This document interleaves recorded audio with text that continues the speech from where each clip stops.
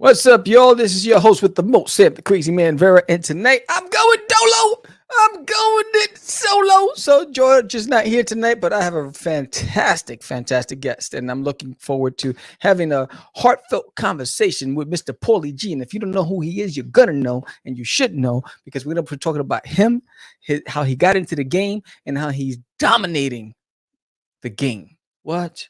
Say what? So for all your upcoming indie creators out there, here's an opportunity for you to take some notes, get your pen and your pad. It's going to be fun. We're going to rock out. But before we do, I just want to say shout out to this episode's sponsor, Story Comic. Story Comic is a podcast that focuses on people behind the words. The host, Barney Smith, interviews creators from all types and their works and tells stories about comics, comic-based stories, and all forms of pro storytelling. That's right. We said pro storytelling. We've been streaming our shows online since late 2019, and it's been amazing to see how many people around the world have come to appreciate and value the value of hearing people from who are just as passionate about their work as you and me. Are you passionate? I'm passionate. I know I am. So if you're a comic creator yourself, or you know someone who is, or you just want to hear about your favorite comic book or how it got made, check out storycomic.com. That's storycomic.com. Let's get it.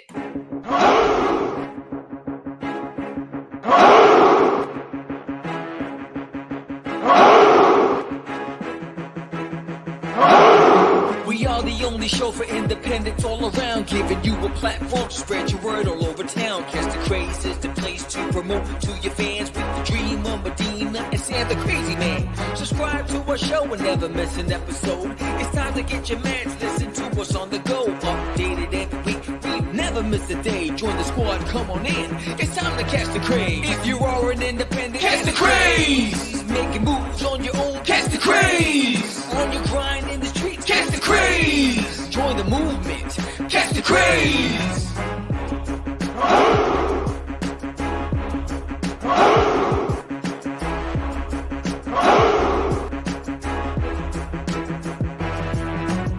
Yeah, George, we did it again. Come on now. Yeah, you want to do it. Catch the craze.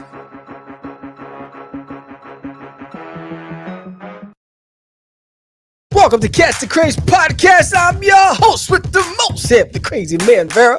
And I am with Pauly G in the house. We're going to bring him in a minute. What's up, y'all? What's up, everybody out there?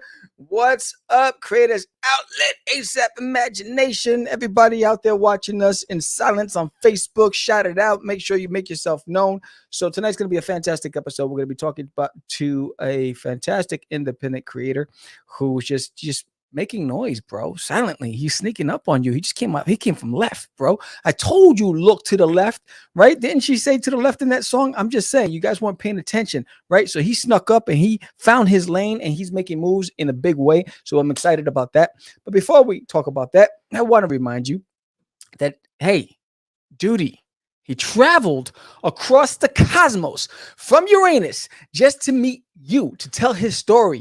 That's right, Duty from Uranus. He is here. He's on Earth. Things are getting crazy. You have the government sending their best agent, Doe, after him. You have a Chihuahua named Herman who thinks Duties are talking jalapeno. What? You have a boy named Bobby who's a gamer who's partnering up with his buddy Patrick to find out what this green thing he saw in the toilet. Did he see something green in the toilet? I don't know. What did you eat? What did you eat? You had your vegetables? I know you did, right? You have the Emperor of Uranus saying, hey, where's my son? And General Goatee's like, Doe! Oh, that's right. We sent him off to Earth as a joke. Oh, we got to go and find him. Is he okay? Nobody knows. Nobody knows. There's a whole lot of things happening. If you haven't picked up this Nail in My Toilet, get yourself a copy. It's a 140-page graphic novel, 5 issues, plus a ton of puzzles and games and activity for the whole family to enjoy. Don't you want to enjoy? I want to enjoy. Remember Almond Joys? I still enjoy Almond Joys. Those are some good stuff. Almond Joys. But check it out. There's the Alien in My Toilet on Kickstarter right now. Thank you, everybody who's backed the campaign. And remember, if you back the campaign tonight, through Saturday, the offer ends Saturday, you'll not only get the graphic novel, you have to make a physical pledge. You'll also get Duty's Monsters on Planet Cthulhu, the sketch cover, the Virgin sketch cover, right? You haven't read this story yet. This is the second coming of Duty, bro. It's off the chain. So without further ado, hit that like button, subscribe, tell a friend, bring your family, get the popcorn, get the sleeping bags, make this a fiesta because we're about to get busy and get jiggy with it. So let's bring in our guest, Mr. Pauly G. What's up, Paul? Oh, I was getting jiggy with it. What's happening? All right, man. How you doing? I'm doing. Good. Yeah, man. I'm actually George. I had a facelift, Is and that what it I'm is? I'm being held in a secret location just to make sure that we're not getting got to. So, George, is that why you always wear your baseball caps to cover the fact that Yeah. you got no hair? That's well, they took it off whenever they took off the face. That's what happened. Is that what They happens? they took off the beautiful hair that I What's going on, everybody? Man, I'm glad to be here. It's really great to be. And I've said it once, I've said it a million times. Whenever I first started writing, I had this show on repeat in the background. I was learning from it, and I tell everybody every chance that I get. Awesome. What's up, Pops? What's up, Paul? What's up, everybody in the house? So, Paul, your story is fascinating, right? Your story is incredible. You're new to the game, but you came in a big way. But before we talk about how you came in, I want to know about you. I want to know about what motivates you, what makes you tick. We know what gets you going. So let's go back a little bit. Let's go Let's back. hear it. Where'd you grow up? Well, no, I grew up here, Fort Worth, Texas, born and raised, man. Yeehaw. Yeah, my father was an entrepreneur. He was videotaping, like weddings, quinceañeras, birthday parties. So Nice. every weekend we would be out there, at a quinceañera, dancing and having fun and making a little money and doing a little thing on our own. And I've always wanted to do something on my own, but I never thought I would write because I do have dyslexia. So it was kind of a hard thing to see myself get into. But I was born and raised here in Fort Worth, and man, it's always been home. I've traveled the world a little bit, but that was teenage years kind of thing after high school and all that good junk. Right. Other than that, man, I always wanted to be in the military. Unfortunately, I had medical reasons I couldn't.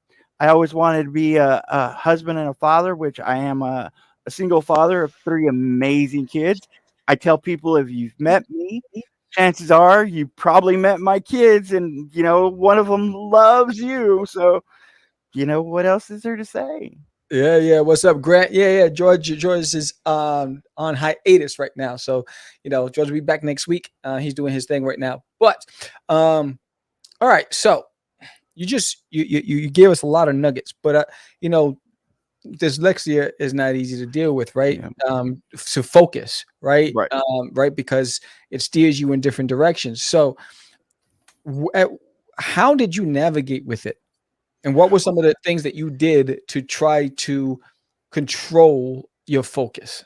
Well, I'm not gonna, wasn't something that I really knew that it was what it was until like high school and college, and especially college because you had so much stuff that you had to read, and I always wanted to write a book, but I could never really read a book. I once actually took a book that I loved that I really wanted to get into and see how it was. It was a 300-page book, and I tried to give myself like 8 hours a day to read it, and it took me a month. I mean, if you can imagine getting a 300-page book and it taking you 30 days with 8 hours of your day that you're actually sitting there trying to read it because you Right. love reading so much. And it was really at that time that I knew that I really couldn't uh, understand what was going on. So I had a different way that I started learning stuff. And that really was something that hit me personally because I couldn't make it in college. So I went to trade school because trade school was more show you and hands-on kind of thing. Now, I never thought I would write a book, but whenever everything happened, we were all stuck at home. I had been let go of my job and my kids were stuck at home. And I was like, hey, let's just brainstorm and get off video games and electronics so much. And we got a notebook and started writing ideas down. And it was just fun. It wasn't meant to be anything. And at one point, I was like, I always wanted to write a book. So I started trying to write, and I kept getting to like page 50.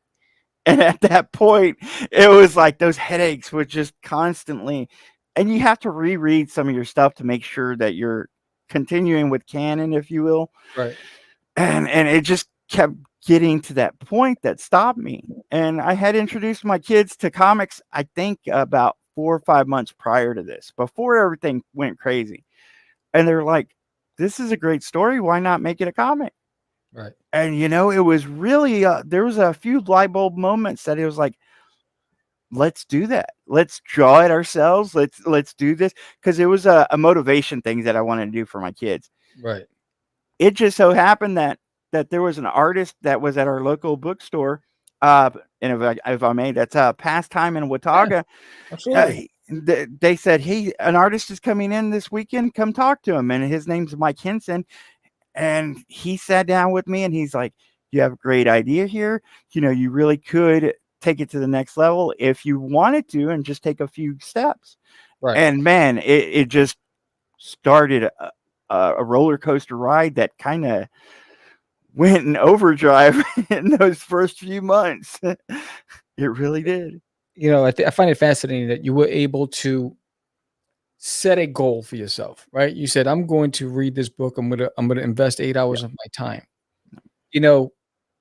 Not everybody who has dyslexia has that mindset. We had a guest from the UK on the show, who same thing, right? He's a writer as well. And the amount of discipline it requires. Yeah. What was driving you? Well, I mean, I loved to read. I loved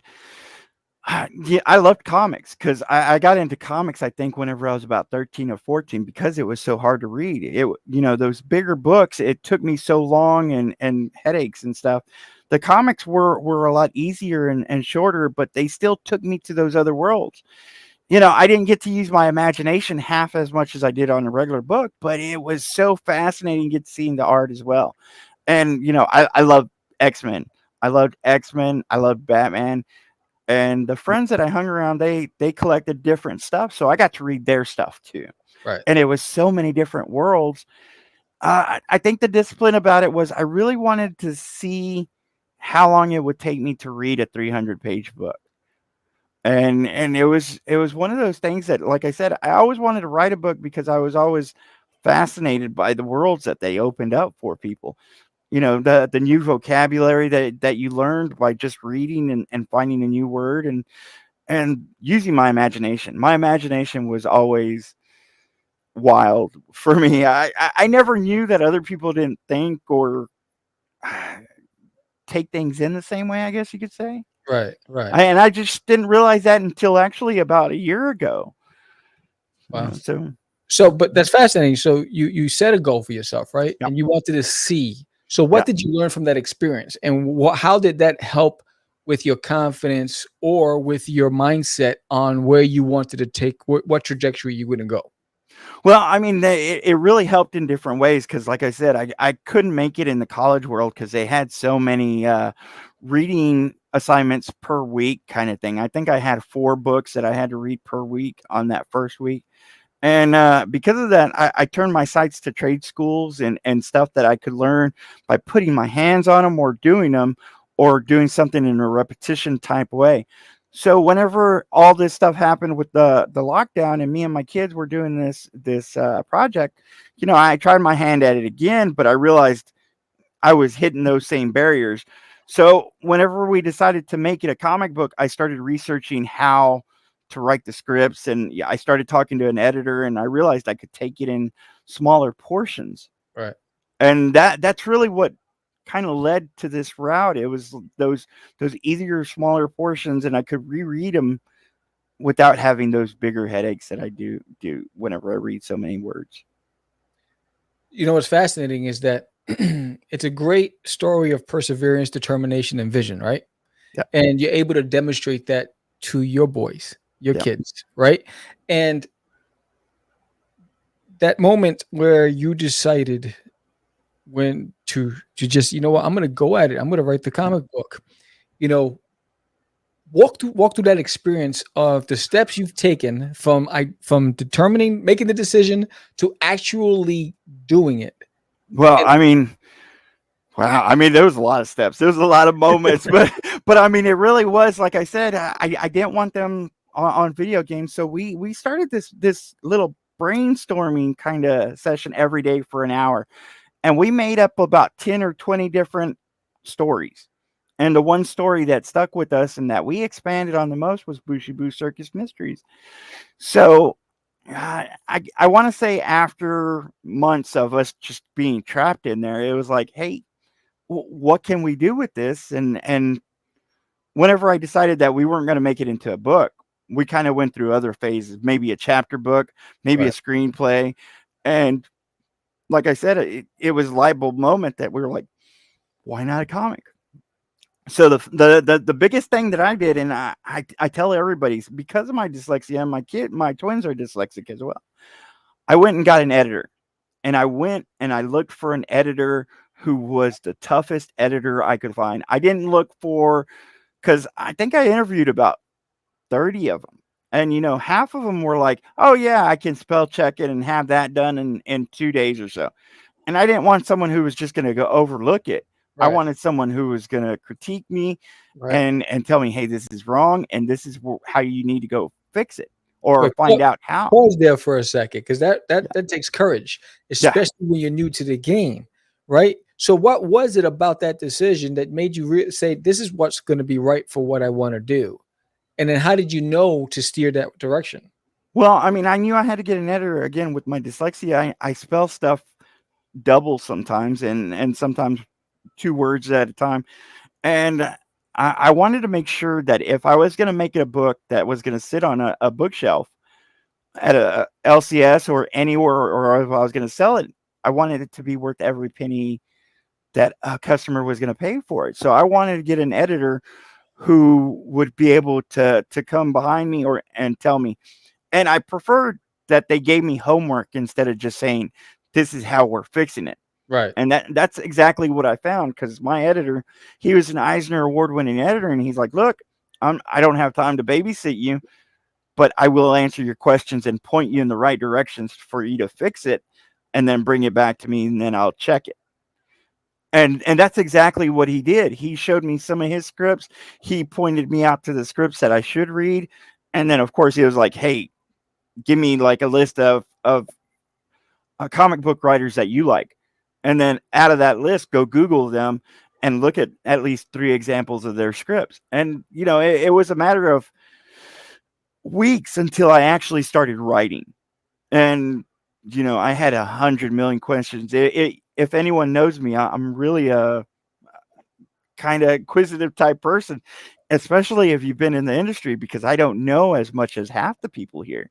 right. So it's like, I always like to ask, how did you do this? What's going on with that? Where did you learn that from? So I can learn it. And that's the way I was with this editor. I would talk to him at first once a week. I had a list of questions. He's like, write 10 questions down.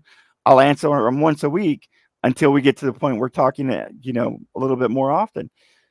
And again, I had YouTube shows in the background. Your show, Draw and Talk. I can't remember what works. I can't remember, but there was a great show. I'll remember it soon. But I had these shows, and I had them on the background, and I would take a little bit from every one of them while I was studying, and I would put everything together as I was writing the scripts down, and I would finally, give my editor the script and take it from there. That is fantastic. I mean, it's an exceptional story, because what we've learned right throughout the years that's one major step in the independent community is one that's most always missing, right? Yeah. That second set of eyes. Yeah. The one that's not going to appease, but the one that's going to challenge, right? And it takes courage to be able to have somebody tell you this doesn't make sense. Right. Right? Because this is your passion, right? This is what you're putting in, and this is your first project. And the fact that you started with your first project that way, it set you up for success, because now you set up a prototype, Right. and a platform, a starting point where you know that it's just going to get better from this point on because you're in training camp. And I love the fact that you said you're inquisitive. You've become a student. You're a student Yeah. of the game, and that's fascinating. How did that help your relation with your boys throughout this journey? What was that camaraderie like as you're exploring and navigating this way? Oh, it was interesting because I mean, we would look at comic books and start explaining to them kind of like the panel layout and the storytelling, and again, like page turns. This stuff was all new to me, and it really fascinated me how uh certain writers would write a page turn so it would be a cliffhanger kind of isk, and then some of them would kind of do it in a different way. So I would talk to my kids and be telling them all everything I learned, and half the time they would kind of overlook it, but sometimes they were kind of on board with me, especially because it was comics. Right. Me and my boys started reading certain comics together. I remember one of the biggest ones was Scout's Honor, and it was fascinating to us because it was a different type of book, and I don't know if you've ever read it, but No. it followed a kind of an apocalyptic world where there was this group of people who were kind of following the Boy Scout book.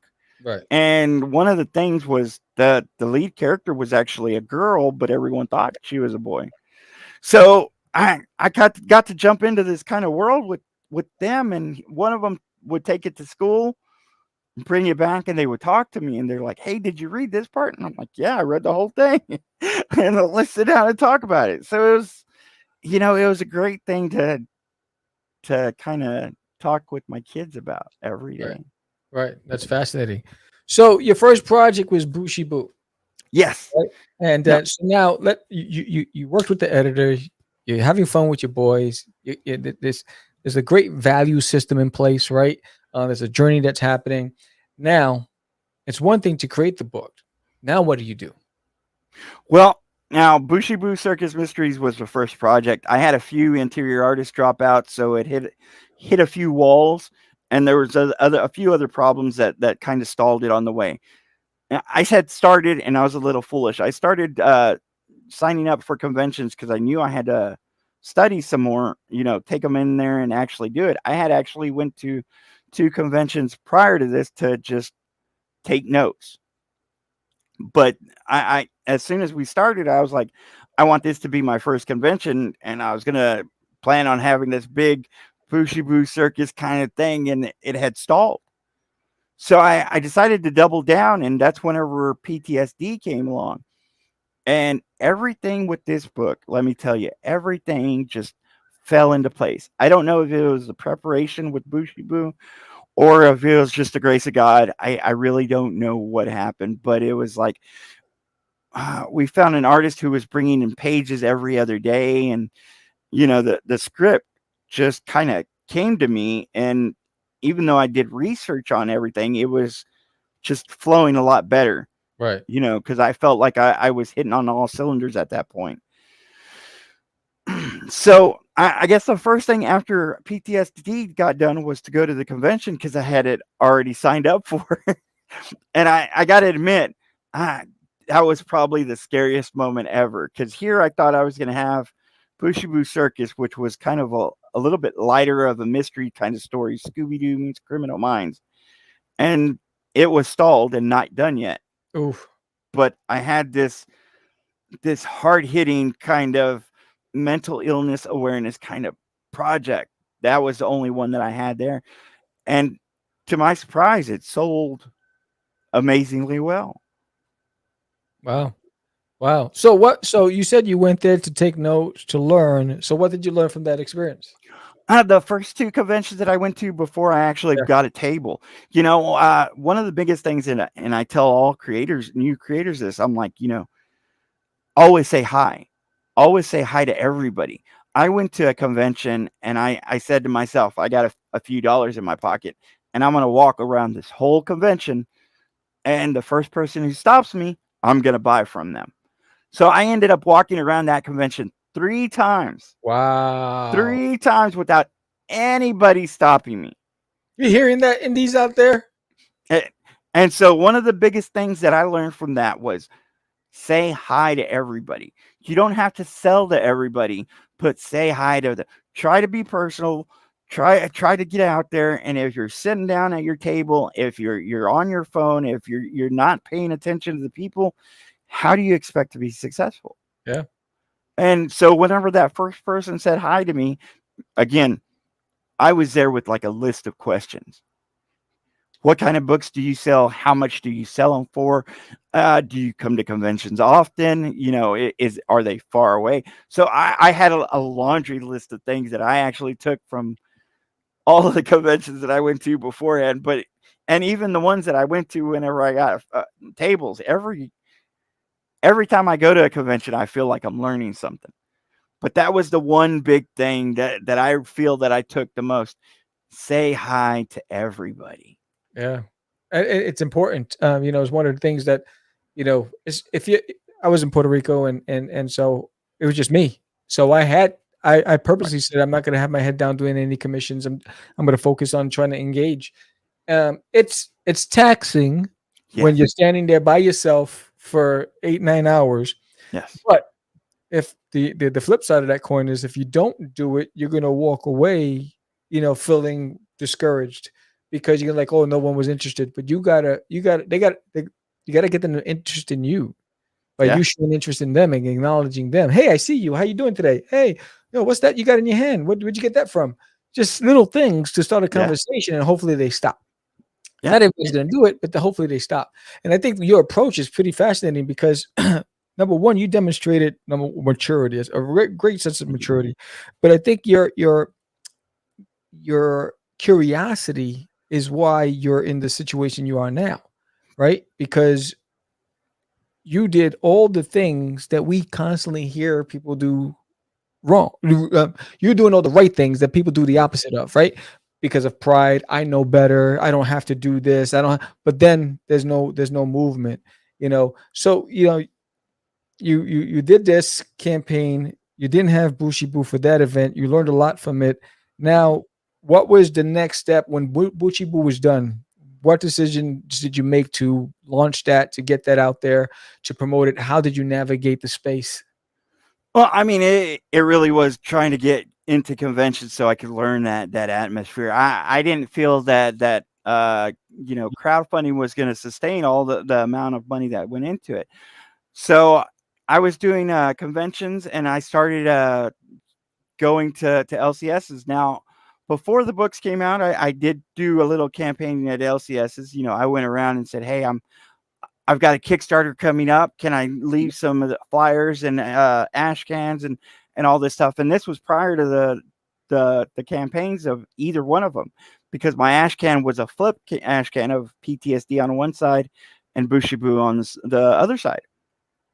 So, I mean, after that, it really was getting back out there to talk to those LCSs and getting out there and learning and understanding the landscape of conventions, because I thought that was, and I still do, I think that's the major part of getting your books out there. All right, so you just jumped a step, right? You're giving us nuggets, and you're not giving us an opportunity to take it all in, right? Well, shout out to Michael San Martino in the house. So how did you know that you needed an ash can? When did you make that decision? What was the influence by decision, and how important was it towards your strategy? Oh man. So whenever I collected was back in the 90s and whatnot, and you saw a few ash cans back then. You didn't see that many of them, and you don't see that many of them nowadays. I wanted to get something out there that they could see the work and have it in their hands. And I was like, what's a better way to do that than an ash can? Right. Because I mean, you can make a video of it, but are they going to see that? Are they going to actually hold it? So, I went around and asked people about it, and some people were fascinated. They're like, I've never heard of that, especially the younger audience. That I've never heard of ash cans. And I'm like, man, these things were highly collectible at one time. And a lot of comic book collectors loved them. I know I did. So it was like, I talked to some of the people on my team, and a lot of them told me, no, don't do it. it's not worth the cost. But let me tell you, leaving them at the LCSs, being able to come back and say, hey, did you look at the ash can? Would you like to purchase these books after I got them? It opened up a wide door. So I think it was right before the campaigns that I decided to do the ash can, and they got printed pretty fast. And like I said, I hit the LCSs, and they didn't really take my flyers because they were on Kickstarter. Right. But they took the ash cans because they were mini comic books, basically. Right. So And LCS for everybody out there, local comic shop, just in case you don't know. What's up, Lou Pon's in the house? But that's fascinating. So now you're saying I'm going to take on this expense. No initial return on this. You're looking at the long game. Yep. Coming into this game, new to the game, new to writing. Yep. Everything's new. The experience is fascinating, right? You made that decision. I'm going to invest in this. There's no guarantees going to be, but I believe in what I'm doing. How did you muscle through that, and how did it benefit you? Well, I got to say again, my father was an entrepreneur whenever I was younger, and I've heard stories of other entrepreneurs, and I studied it a little bit whenever I was studying, the cons and stuff. And just about everyone says, you're going to lose out that first go around. You're going to take a loss, and you got to spend a little bit of money to make it. So whenever I did that first Kickstarter, which again was PTSD, I didn't expect it to be successful. I mean, I was hoping and praying, but I didn't know anybody in there. I didn't know what it was about. So the ash cans to me were a big step in advertising, because you have to spend money in advertising to kind of get seen and get noticed. And that's what the ash can was for me. I didn't see anyone else doing it. And I was like, why not? I mean, I understand that it's an expense, but if you're going to get out there and get known, how are you going to do it without something? Yeah. And so originally, whenever I first started putting the money into it and doing my budget and stuff, I was like, okay, I can accept this amount of loss as long as I start making it up on my second book. Right. And I honestly thought that Bushibu was going to be the big hit, and that I was going to take a loss initially on that first one, which was PTSD. So I did kind of give myself a little bit of leeway. You got to put something into marketing, and I think a lot of creators nowadays are like, I'm not going to pay for marketing. You got free digital content. Why pay for it? Right. But there's something to be said whenever you have something in your hand, as opposed to just watching something on the internet. Yes, exactly. I think that's another reason, right? It's conversion, right? So how do you measure conversion? One of the things that works for me are these trading cards, right? So you get a full gloss trading card, of Samurai Duty. Who doesn't love Samurai, right? And on the back of it, there's QR codes, and you can make a decision. There's 3 options, right? The YouTube channel, the website, the Kickstarter. Click which one you want to support. Boom. In your leisure, you go back home, you're going through all your comics that you just spent money on, and you go, oh, I got this trading card. Let me go check this guy's stuff out. I think what you did was a fantastic strategy for somebody coming into the game that's so new to it, that wasn't in the game. Your first outing, you did everything right, that's what I'm so impressed with you. You did everything right. All the things that we've talked about throughout the years. When we came out in the game in Crazy Comic, we had nobody to guide us. We made all the mistakes, but we had fun doing it, right? You somehow navigated in a space that was very calculating. How did that set you up for your next project? Well, and I don't know, I made a lot of mistakes, but it did set me up. I mean, because everybody did see PTSD, kind of was like, what is this next book, and why isn't it along the same lines? And again, whenever you're starting out as a writer, it was like you had to make that one decision. I feel, are you going to make one title and then just stick with that one title and focus on it? Or are you going to write at least another 1 or 2 to let people know your range? Right. So whenever I did PTSD, I was like, I'm going to do a one-shot so I can focus on Bushibu more, but I wanted to be able to do a complete story in 22 pages. And it set me up because people started taking notice of of that. Whenever they started reading that, and they're like, "Hey, what's this next book you got out?" And again, whenever I started going to LCSs, they're like, PTSD sold. We remember Bushibu from the ash can because it was the flip side. They're like, we'll buy. They bought a little bit more of Bushibu that first go around of that than they did a PTSD. But there was like that's that second round that I went to Bushibu. They bought a few extra PTSD, so it kind of set me up in that way. But also, getting that foot in the door, knowing a little bit more how to market online, because one of the most foreign thing to me was digital marketing, and that still is probably one of my weaknesses. But I learned a lot from that first campaign, and it helped me quite a bit. That's fantastic. So you launched those two successfully. You launched your Kickstarter successfully. Now it opens the doors where now you're talking to publishers who want to publish your stuff. Walk us through what that looks like. Wow. So I guess the first major thing was I had a publisher that came to and asked about buying Bushibu Circus Mysteries. And originally I was actually going to sell it because I was like, I could put that money into other comics. The X, Y, and Z just didn't fit into the contract play at the end. Right. So that kind of fell through. But the main thing that I gathered from that was the negotiating aspect in comics and being able to go back and forth with a publisher and not being scared. That really was the one thing that I was worried about the most.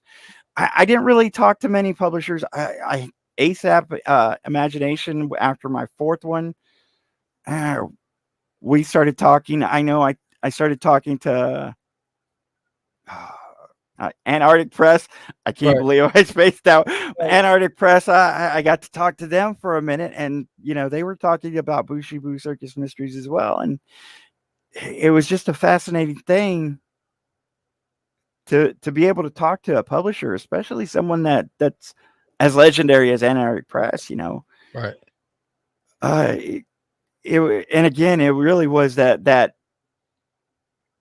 being able to talk contract numbers and whatnot, which was again foreign to me, and I don't know if I'm any better at it, but it gave me a little more confident at that point to say, hey, maybe we can start taking these ideas to other publishers. Maybe we can start submitting stuff. And then I started submitting. I didn't submit all my books. I think I submitted PTSD to like 7 or 8 publishers, and I got back like 4 letters, and one was hey, email me and let's talk about it kind of thing. Right. And I was like, wow. Because I didn't, I'm going to tell you the truth. I didn't think anybody was going to read my books. So at this point, it's like publishers are talking to me about my books. I still get goosebumps. But that's what's fascinating about your story, right? I mean, there's so much humility, and there's so much. Your story is, for anybody who's watching this, if you're not taking away some great nuggets from this, I'm not sure what you're paying attention to, because it's fascinating. Because when there are people who come into the game that since they were kids, that's all they wanted to do, right? You had to first identify how you're going to navigate, right, through life. How are you going to create focus so that way you can create? So you had a journey that is very fascinating for anybody who's struggling, with dyslexia, for anybody, right? Not only that, the value system that you have in place and all the smart decisions that you made, even up till then, all the steps from getting an editor, all the steps from your marketing plan, all the things that you did to make sure that you cultivated a project that you would be happy with, and you still had doubts. That's what's fascinating about your story. It is amazing, and I am so excited to see and to witness the trajectory that you're on, right? So let's get to this moment, right? So here we are. It's Pauly G. You got people talking about your product. You got publishers, wanting to work with you. You're on a podcast, right? You're doing a lot of things. how do you manage your time, and then what's next? How did you determine who you're going to partner with and why, from a publishing aspect? Well, I mean, I originally lined with Charter Comics, amazingly great group, and then they're doing a lot of great stuff in their I want to say infancy kind of years. I think it's their first 5 years or so, Right. and they showed me a lot to do and kind of how to navigate things along the way. We kind of parted ways, and I started talking to ASAP Imagination, and I felt again this was a great company that was growing. So if I was growing, I wanted to grow with someone as well, Right. and that really is the reason that my 4 first books landed with them.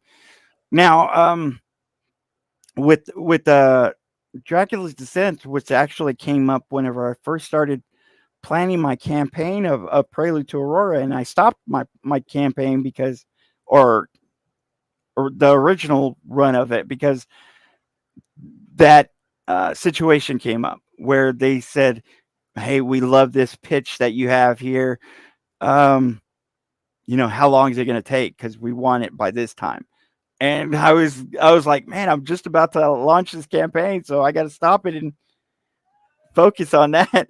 But Blood Moon is a great company. They have great communication, and it really was that they jumped at the offer, because I didn't exactly shop that around. I think my artist shopped it around more than I did, and it really was between 2 different companies. And Blood Moon was the first one that said, "We love this concept. We want to see it kind of refined." And then they sent us a contract, and we just kind of went along the way. I love working with publishers because it's like an extension of the team. First you have the creator and the writer, and then you go find an editor, and then you find the artist that fits well with that story. And I've been blessed to be able to find great artists. But after that, you have so much more that you can add on. Of course, the editor and the letters, I always say, unsung heroes of comics. Right. But the publishers are the people that promote it in a different way than you can. And this is why I love people who promote it as well, like Pops and yourself, and anyone has these indie people on their podcasts. It's like 90% of the time you don't have to do this, but you're out there giving them a platform to talk to your audience, and that's what I feel publishers are. They're that extension of that team that makes that project even better. Right. That's kind of how I found like ASAP. It was just a great fit. Yeah, great group of guys. Paul is the man. Yeah, I usually have George talking about gig because he does it a whole lot better than I do. But if you subscribe to Catch the Craze, and you let me see, you subscribe to Catch the Craze, you receive 50% off your sign up membership. Use for gig Global Indie Group. Join today. CDC 50. Head over to Global Indie Group. Sign up. You want exposure. You want to promote your stuff. You want to connect. You want to network. You want to build your competence. That's the place to be. Global Indie Group. Check it out.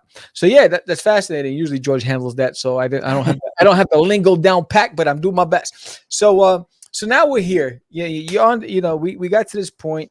You secured publishing. You got multiple projects going on, and now you have Prelude to Aurora. What is that all about? So I got to tell you. So originally I didn't expect to do so many titles. I was thinking 2, maybe 3 at the most. But Prelude to Aurora is kind of like my love letter to my artists. It's like a thank you. It was me and the interior artist San Espina. We had gotten so close, and so communication that was flowing back and forth, that I started asking him what he loved about comics, what he wanted. And I started writing a story that kind of took myself out of most of my reality-based comics. And this is kind of where Prelude came. He liked supernatural stuff. And I was like, I can do that. And then create like a human pull to it, I guess you could say, in a different, unique way. So what I wanted to do was something that could connect to audiences, and I felt like everybody loved Gargoyles, but you don't see them that much. And it's like, if you have that much love for it in the comic community, why don't you see it that much? I was like, let's put Gargoyles versus demons and have a chosen one kind of story in there, like the Matrix, if you will, and kind of spin a weave that'll interest and pull you like no other comic does. Nice. I love that. You have Jeff Moth? Mute. Yeah, mute. Yes. He said, what is he? Chopped liver? What's up, Jeff? Thanks for joining tonight. So, all right. So now, you have this product. Is it the same artist that you worked on previous project with, or was it a new artist? Tell us about that. So Sam Espina, he's the interior artist and the cover A. Jeff is kind of like my best friend and my advisor, so he gives me heck. But Sam, he was the first interior artist for PTSD and the interior artist for Cryptic Haze. So I had one team for that, and then I had a different team for Bushibu Circus Mysteries. And I loved his art so much. It was so unique and so different, the panel storytelling. And that was one thing that I loved working with the most. Like I said, this one was kind of like my thank you to my artists, and I wanted to push his boundaries of his stuff because I thought it was unique in a different way, and doing a lot more action than I do than most of my comics. That's fantastic. Yeah, there's a lot of chatter going on. So walk us through the project. So you said you got demons and gargoyles, and you got someone in the middle, and it's a and so what is the premise? What can people expect from the story? Walk us through that. So I mean, it originally starts out with this young woman who's kind of lost her memory, and she's trying to figure out what's going on because the only thing she knows is she's self-destructive, and she's trying to like kill herself to protect something, and she doesn't know why. So as we go on, from page to page, some things start dropping here and there. She actually throws herself in front of a bus in the first few pages, and something saves her, and she's trying to figure out what's going on. And so, like I said, it's a story that I felt was a little bit unique because it drops hints here and there about what is happening, and it kind of gives you a little misleading thing of what's going on as well. But to me, it was like my Star Wars, because this is my New Hope, if you will. Right. So how much input do you give on the actual covers? Because you have some really, what I consider to be covers which will go down to be classic covers. You guys are really fascinating look. So how much input did you give it? Was it did the artist have all the liberty to do it? Walk us through that. Okay, so one of the things that I learned from my first editor was to have kind of a cover layout, to kind of keep that eye on this. There are some artists that definitely have a little bit more leeway than others. Jeff, again, is my best friend, and whenever he says he wants to do a cover, what are you going to say to your best friend except let's see it? Right. But with San and with Rich, this is Rich Parada's cover right there. Former Marvel artist. Yeah. I kind of like give an idea of what I'm looking for, but tell them, hey, if you have a concept that's different and better, bring it to me and let's talk about it. Because I kind of want to make sure that there are things that are going to be from the book that you're going to see on the cover, but also I want to give them the freedom as well. That's fascinating. I love that. I mean, that you want me to play the trailer? Yeah, let's do it. Right, let's play this trailer. Get rid of this. Oh, jeez. The trailer? Oh, that's no bueno. Hold on. I hear me. Oh, that's no bueno. There it is. Bang. Got it.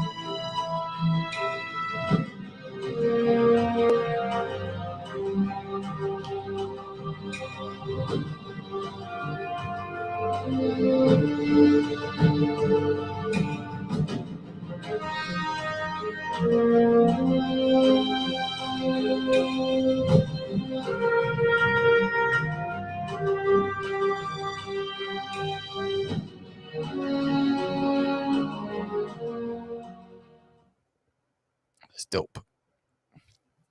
That's dope. What are we saying here? What are we saying here? So, and if they get my original cover of Prelude, I will discount our upcoming title cover original. Fantastic. Yeah. So, I mean, if you haven't checked out, the link is in the chat. It's also in the summary. Fascinating. I mean, this is exciting. So let me ask you something. So crowdfunding is not easy, No. right? Some some are more successful than others, right? You can never gauge. You know, we always say one of the things, if you ever listen to Catch the Craze podcast, we always tell everybody, don't assume because your first one popped off that the second one's going to mirror that. It's not a Right. guarantee. So always be very, very cautious on how you are setting your goals. So that way it's achievable and you're not setting yourself up for failure. So what have you learned from one crowdfunding campaign to the next, and how's that prepared you for future campaigns? I think the biggest thing that I learned is, again, you never know what's going to happen. You know, I feel like I've got a bit of a fan following, but it depends on what story's being told from here to there. Yeah. And then, of course, you know, what's being offered. I've told everyone that this is a little bit more bare bones than most of my campaigns before. You don't have anything that's a Kickstarter exclusive, but you do have a bunch of stuff that in this one uniquely, we did stretch goals that are every 100 mark after that $1,000 to the 2,000. So there's 10 stretch goals that are going to get open between that mark. That's one thing that I wanted to do to kind of entice that readers, because there are some things that I want to do with a future Kickstarter, but this one was really just to get it off the feet, to make sure that I was getting this printed and out there to people and getting it in my hands so we could take it out to bookstores and conventions and to get it going. So I think the biggest thing is, you know, do research, see what else is out there, and compare prices Right. every time, because, you know, the market changes from day to day. Absolutely. Absolutely. So now you have the Kickstarter, you're funded, you know, you have 10 days to go. We like to exceed funding, right? Because it's all the expense goes to operational costs, right? But you also have a big event coming up on Free Comic Book Day. You want to share that? Yeah, that's right. The 6th, well, it's going to be Free Comic Book Day at Geek Out in Burleson. I heard a few people are going to be there. Yeah. Yeah, Duty's going to be there, right? Duty's going to be there. It's going to be a hoot. You know? Yeah, it's going to be fun. Duty gets to meet Bushi. Yeah, right? So there you go. this little guy's going to be there, you know, so I'll be hanging out with Pauly G. It's going to be fun. I'm excited about it. Side by side, shoulder to shoulder. But, you know, before that, there's an event we're both going to be at as well. Yes. We're going to be at the Central Texas Comic Con. Yeah, right? And that's out there in Waco. Texas. Yeah, that's next Texas. weekend.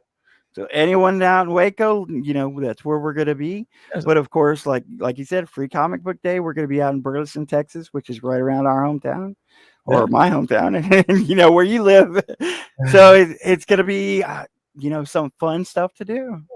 Yeah, I'm excited about that. I'm looking forward to it. You know, and so yeah, and I'm excited for you, buddy. I mean, you're doing some really good things. You know, smart, level-headed, you're very calculating with every step, very meticulous about how you're doing it. It's a good playbook for anybody trying to get into the game or struggling with how to navigate the game. You know, it's like put your pride down, you know, and you know, network, learn from people, ask questions, you know, go out there, be a student.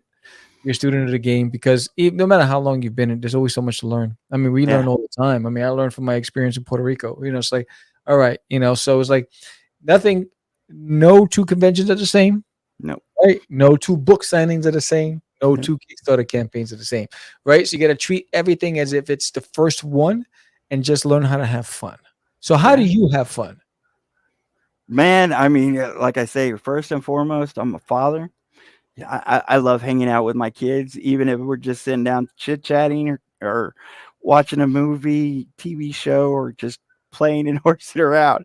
That's that, and getting to talk to meet great people. And one of the biggest things I tell people is I'm Paul Gomez 790, Facebook, Instagram, and Twitter. If you need any advice, whether it's comic book stuff or just having a bad day, message me, and I'm there. That's that's how I fill my days, because it's just who I am. That's fantastic. And who you are is a all around nice guy. I mean, and I think that's why things work in your favor. You get from the universe what you put out to the universe. That's the way I look at it. You know what I'm saying? And I think that's fantastic. So 5 years from now, you and I are sitting at the bar. Where is Paul? We're at a convention. It just closed down one, probably San Diego Comic Con.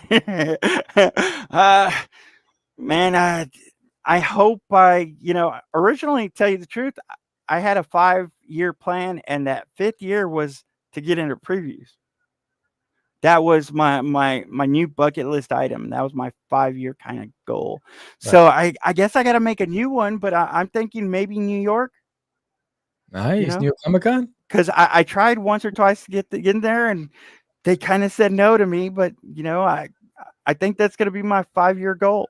Oh, look at that! Look at you. See, and that's what's great about it. It's like you're setting everything you've done. You created goals. Mm. Created a goal to read 300-page book. Right. You created a goal to create the story. You create everything. You had something to work towards. Yes. And that's the most important lesson for anybody watching this. It's like, work towards something. I think Matthew McConaughey, he said, he needs something to chase, something to work towards, and something to look forward to, right? And it's, if you don't have those things, how are you going to get to where it is that you're thinking about? Right? I mean, because you're not going to get anywhere if you don't have a map somewhere. Make a short-term goal, at least 1 or 2, something in the next week or 2. Make a long-term goal, something big in 5 years. But to me, it's always, that time management list. Keep some stuff in order and try to do something that's out of your wheelhouse. I wouldn't have done PTSD if I had just stuck to Bushibu. I wouldn't have done Bushibu if I hadn't, did that whole brain tank with my kids, and I don't think I would have met you if I hadn't gone to Dallas Fan Expo that time. Yeah. I mean, we might have met sooner or later, but right. It was one of those things. It was one step after another. Absolutely.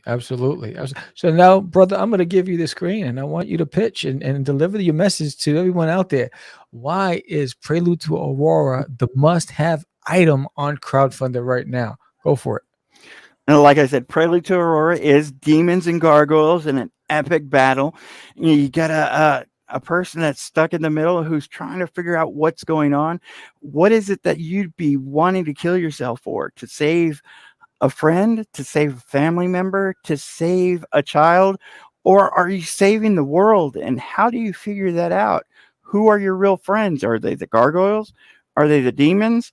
And how are you going to figure that out? Epic battle, which this is when I put so much more action in a unique way that my artist could tell a story that was a little bit different than most comics. And it's a story to behold. It's something that, like I said, I put detail in every single bit to make sure every penny was worth your while. Having said that, again, I'm Paul Gomez 790. If you ever need any help, just need to talk, look me up. Instagram, Facebook, or Twitter. Fantastic, brother. I could talk to you all night. Your story is so fascinating. It's very compelling. Thank you for being on the show. Thank you. I mean, the stars and the moon align in your favor. You're doing good things, and I'm glad that I know you, and I can call you a friend. And I'm looking forward to just toasting and celebrating and hanging out in a couple of weeks with you. Actually, 2 weeks in a row. 2 weeks in a row. We're road dogs. It's going to be fun. All the way until that 5-year mark. We got this. Thank you so much. So this is Pauly G. Thank you so much. Prelude to Aurora on Kickstarter right now. 10 days left. If you haven't backed it, the link is in the chat. It's also in the summary. And thank you again, Paul. And when we come back, Next week, we have more guests on. It's going to be fun. And then Catch the Craze will be on hiatus for a couple of weeks as I'll be traveling with work. So, again, check out Prelude to Aurora. Link is in the chat. Thank you to storycomics.com. Barney Smith, who is the sponsor of this episode.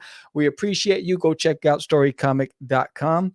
And don't forget, There's Nailing in My Toilet is on Kickstarter right now. And if you back it and you get a physical pledge, you're going to get a free copy of issue number 1 of Duty's Monsters on Planet Cthulhu. But you're going to get the sketch cover edition, the blank sketch cover edition. So that's fantastic. And don't forget, A Kid in a Comic is shipping out the newspaper where Duty's a comic strip inside a newspaper. And that's going to start hitting stores in your mailbox soon. So you can get a subscription base and get it ordered to you. If you like this episode, give me a thumbs up. Subscribe if you haven't done so already. Share it with a friend. When we grow, so does the indie community. I am your host with the most, Sam the Crazy Man Rivera. You guys have a blessed day. I appreciate every single one of you. Peace out. It's just easy. It's not. Crazy. Acquiesce. No, I was talking about my friend Acquiesce. Say my name, right? This is what you were thinking? Oh, He described me. He said, I'm the What? Catch the Craze. You're listening to Catch the Craze. You're listening to Catch the Craze. Catch the Craze. You are listening to Catch the Craze. Catch the Craze. You're listening to Catch the Craze. Candy girl.